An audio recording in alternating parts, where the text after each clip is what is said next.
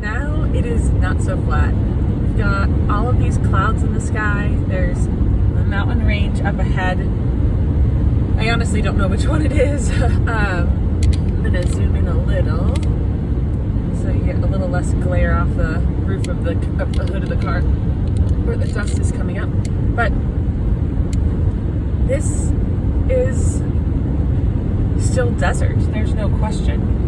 Plant life is the same. The rock life is the same. And it's so far between these tiny little towns here. And a really sad one that I passed earlier called Hope, which did not really look very hopeful at all. It's a mystery, really.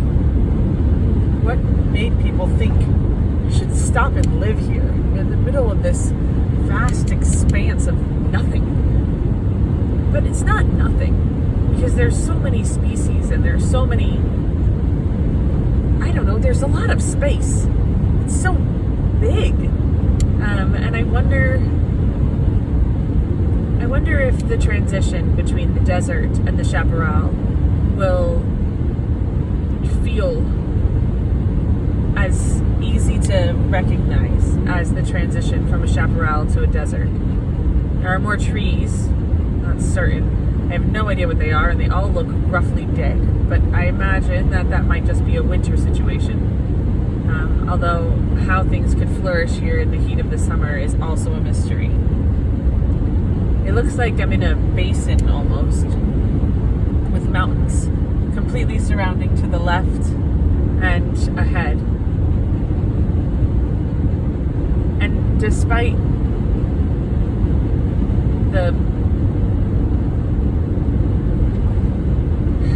the vast, arid, lonely space, it's also really beautiful. And not beautiful like a rainbow or colors, definitely not like those, but it does have colors. It's like yellows and beiges are taking on their own sense of being, and the hints of blacks and browns and greens, it makes yellow seem beyond bright and exorbitant, right? Just shiny coming off of something. Flat, spiny cactuses that look so alive, simply on account of having their color. It's hard for me to tell you what it smells like in the desert, because aside from passing by petroleum areas, it doesn't really smell like very much at all. But I really hope that you can see just on the horizon the beauty of the mountains approaching, and the thickness of life as it slowly regathers itself, where there's clearly more water, or it looks like there might clearly be more water. And it also makes me wonder about why the road bends as it does in these areas. Why not just make a straight path through? And I'm sure property lines might have something to do with it, but it's a magnificent piece of country. It's not a place in the country I think that I would live on purpose, but it absolutely has its charms, and you can understand why people might find it the place they never want to leave. And it is, to be a little kitschy, definitely enchanting. So I'm heading towards a town called Cloudcroft, and from there I will be going downhill to my destination. But seeing the ribbon of road across the desert and the juniper, the idea that there's juniper here and in Pennsylvania just blows my mind. that these same types of trees can be so everywhere. Ubiquitous. There we go. That's the word I was looking for. I don't know. Like I said, maybe that I'm coming up on chaparral again, so it looks a little bit more like the plant life that I'm used to. You could definitely see how people might come out here and pick a Christmas shrub. But it's pretty.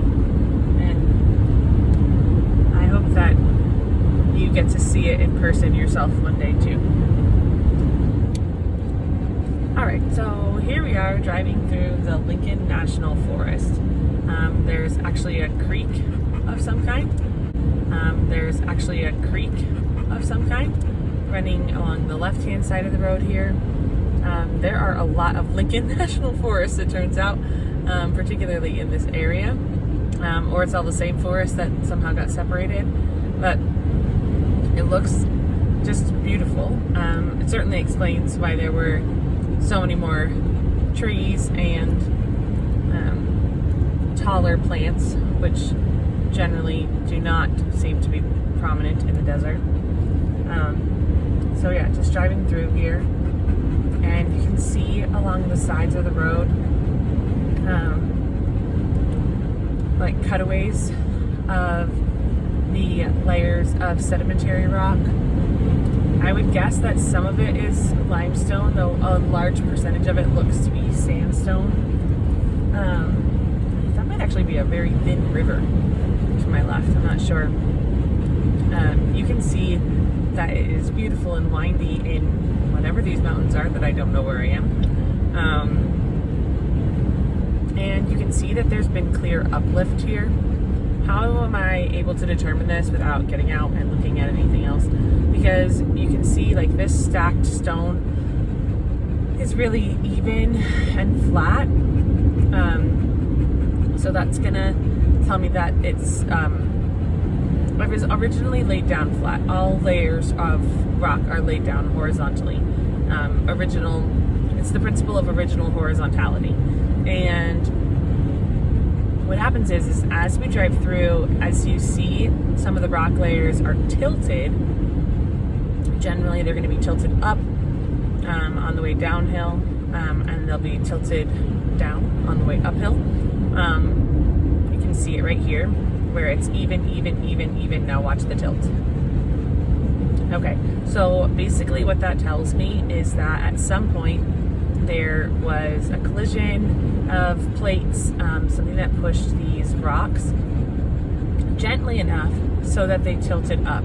That tilting upward is what is going to help create mountains. Now, based on my completely inexpert brain of this, I would guess that it was a continental collision, as opposed to the very many other types of collisions that there could be in terms of tectonic plates.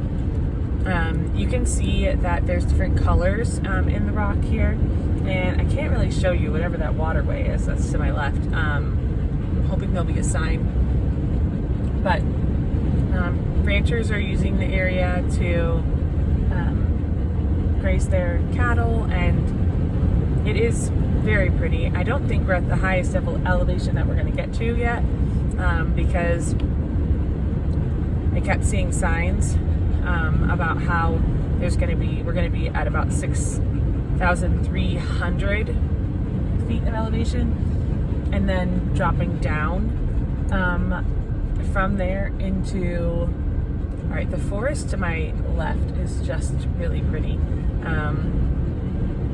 Okay, so this says the RX fire in progress. Prescribed fire in progress. Okay, so a prescribed fire in progress is going to mean that it's on purpose that they are doing this burn. Natural burns are going to be caused by lightning strikes, but there are sometimes prescribed burns. And basically what prescribed burns do is they eat up a lot of like the low-level fuel, brush and small things along the bottoms of forests, and what that can mean is that other things, like other fires that might sweep through, will sort of be put to a stop because they'll run out of fuel. It won't be as easy to burn some of the other things. So they intentionally burn some of the small things so that when a fire starts, otherwise that it'll be a little bit more natural.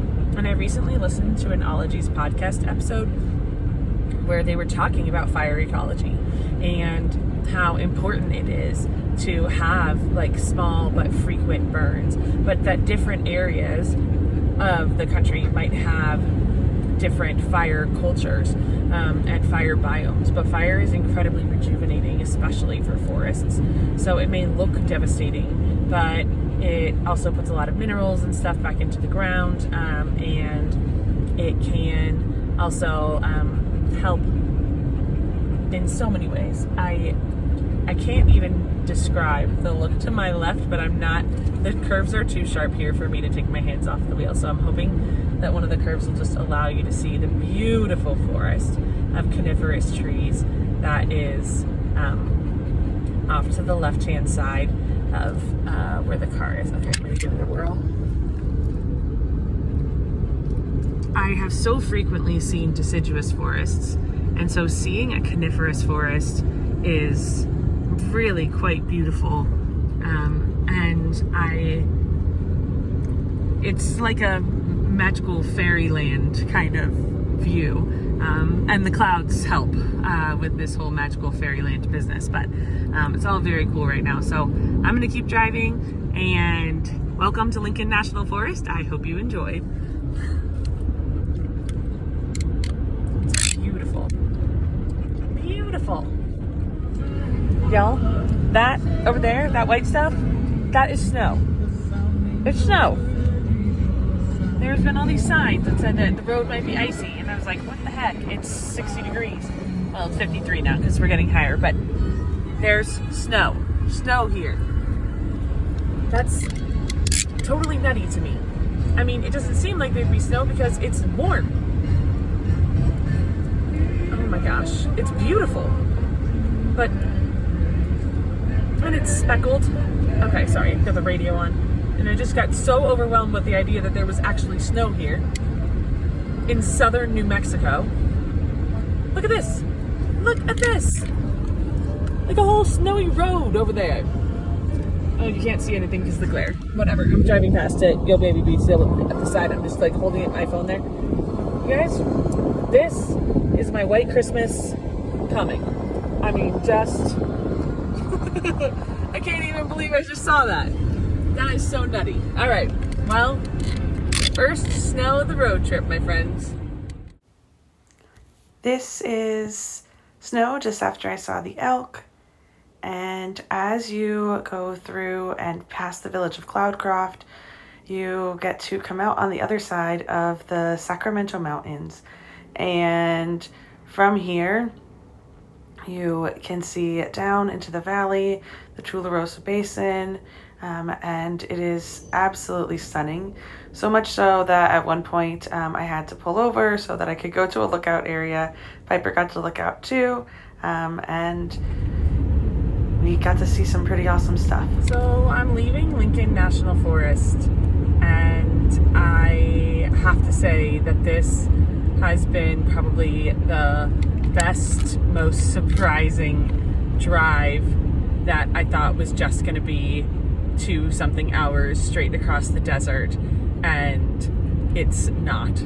It's not. It was, oh my gosh, I can't believe how lucky I got choosing the route that I did, and it's stunning and beautiful, and I wanted to pull off and did pull off quite a few times, and oh my gosh,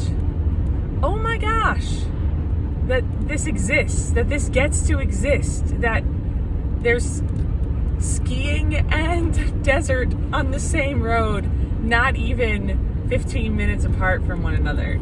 I am gobsmacked, I tell you.